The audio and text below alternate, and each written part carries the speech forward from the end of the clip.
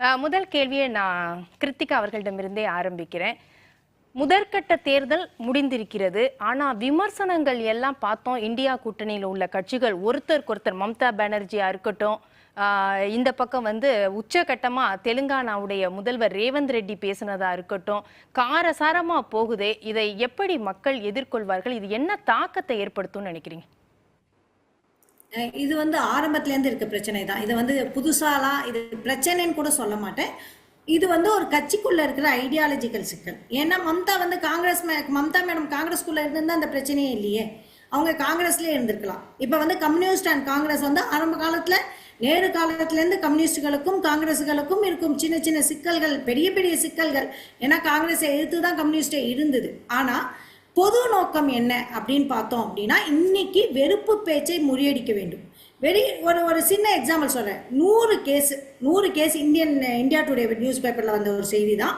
100 case போட்டிருக்காங்க. 100க்கும் மேற்பட்ட case இருக்குது. இதில் என்ன அப்படின்னா 95% அப்போசிஷன் மேலே தான் போட்டிருக்காங்க. இந்த அப்போசிஷன் மேலே போட்ட கேஸில் என்ன அப்படின்னா 26 பேருக்கு என்ன ஆகிருக்கு அப்படின்னா அவங்க தண்டிக்கப்படலை, இல்லை ஹோல்ட் ஆகிருக்கு, இல்லை அவங்க மேலே விசாரிக்கப்படலை. இதில் முக்கால்வாசி பேர் பிஜேபியில் ஜாயின் பண்ணிட்டு இடியோட செய்தி இது.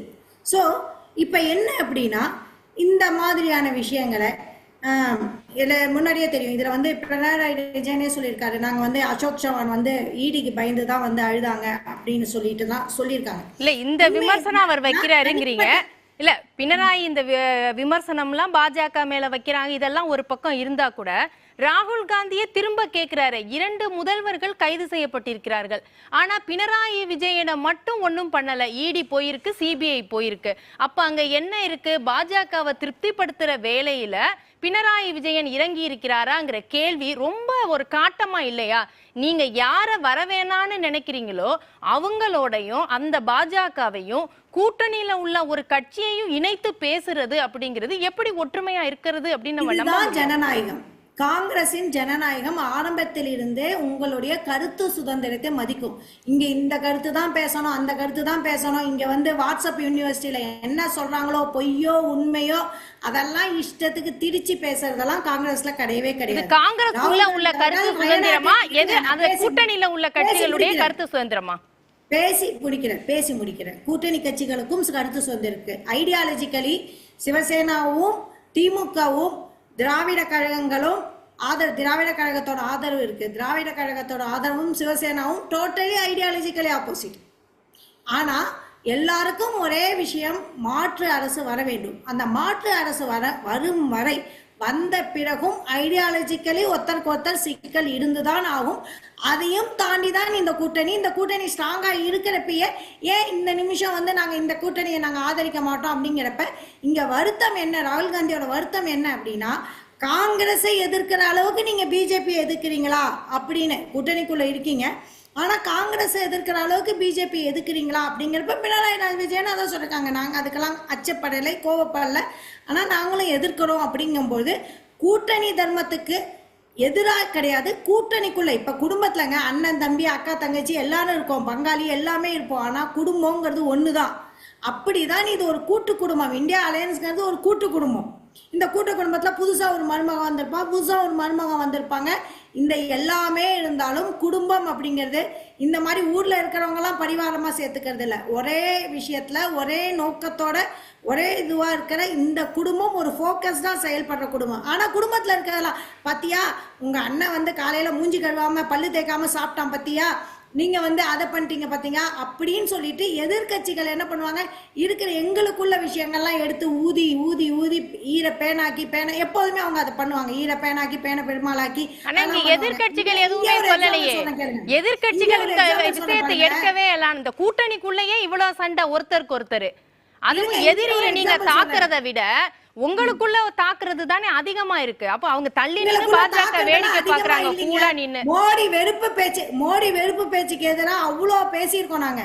இது இது ஒரே ஒரு சின்ன செய்தி தான். இந்த செய்தியை மோடியாக்கள் தான் பெருசு பண்ணதே தவிர்த்து அந்த செய்தி அங்கேயோட முடிஞ்சு போச்சு. இதை நான் தான் சொல்றேனே, மீடியாக்கள் இப்ப மீடியாக்கள் இல்ல மோடியாக்கள். நான் எப்பயோ இல்ல, நீங்க இந்த மீடியாவை குறை சொல்றதை விட்டுட்டு மேம் கிருத்திகா மேம் அத குறை சொல்றது ஒரு பக்கம் இருக்கட்டும், குறை சொல்ற அளவுக்கு அங்க நடந்துக்கிறது என்ன? இப்ப நீங்க சொல்றீங்க வெறுப்பு பேச்சு பேசுறாரு பாஜகங்கிறீங்க, வெறுப்பு பேச்சு பாஜக பேசுது அப்படிங்கிறீங்க. இங்கேயே மம்தா சொல்றாங்க காங்கிரஸும் கம்யூனிஸ்டும் பாஜகவுடைய ஏஜென்ட்ங்கிறாங்க. அப்ப என்ன அர்த்தம்? அந்த வெறுப்பு பேச்சை இவங்க ரெண்டு பேருமே சேர்ந்து அதை ஆமோதிக்கிற மாதிரி தானே அர்த்தம் வருது. அப்புறம் எப்படி நம்பிக்கை வரும் மக்களுக்கு? பாஜகவோட ஏஜென்ட் ஒரு ஓட்டு கூட போடாதீங்க அப்படிங்கிறாங்க மம்தா பானர்ஜி. அப்ப என்ன அர்த்தம் இது? அந்த எம்பிக்கான இங்க பாருங்க, அந்த ஊர் தேர்தலுக்கான பிரச்சாரம் அது. ஆனா ஒட்டு மொத்தமாக நாங்கள் வெறுப்பு பேச்சை தான் எதிர்க்கிறோம். அங்க போய் மோடியோட வெறுப்பு பேச்சை எதிர்க்காத ஏதாவது ஒரு கட்சி இருக்கா சொல்லுங்க? எந்த அளவுக்கு ஒரு பிரதமரை இந்த அளவுக்கு வெறுப்பு பேச்சு பேசினா, இன்னைக்கு தேர்தல் ஆணையம் சொல்லியிருக்காங்க அதெல்லாம் தீர்ப்புல வந்துடும். வெறுப்பு பேச்சை பேசுறாங்க அப்படின்னா எவ்வளவு இந்த நாட்டுக்கான ஒரு என்னங்க? இந்த நாட்டுல ஒரு இனத்துக்கு எதிரா நாங்க அவங்கள இது பண்ணிடுவோம் அதை பண்ணிடுவோம்னு சொல்லி ஓட்டு வாங்குறோம்னா, நான் வெறும் பிரதமரை மட்டும் சொல்லல, ஓட்டு போறவங்கள்ட்டயும் ஏதோ சிக்கல் இருக்கு.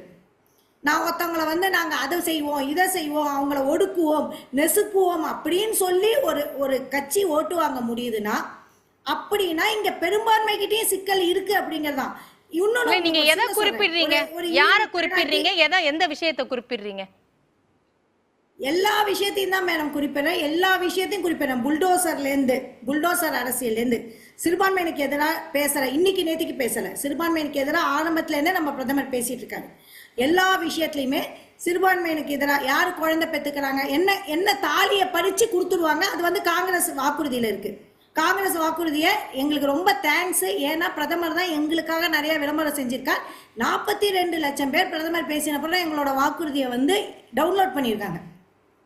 சோ எங்களுக்காக விளம்பரம் கொடுக்கிறாரு, அது வேற விஷயம். வாக்குறுதியில என்ன தவறு இருக்கு அப்படிங்கறத எல்லாருமே பாத்துக்கிட்டோம். அதுல ஒரு சிறுபான்மையோட பெயர் இருந்தாலும் அவங்க பாத்துக்கிட்டோம்.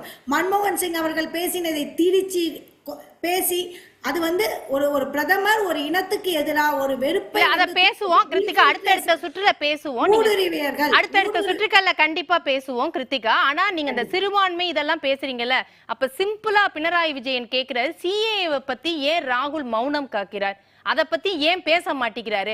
அப்ப இந்த இடத்துல காங்கிரஸும் சங் பரிவாருக்கும் போல ஒண்ணுதானான்னு கேக்குறாரு.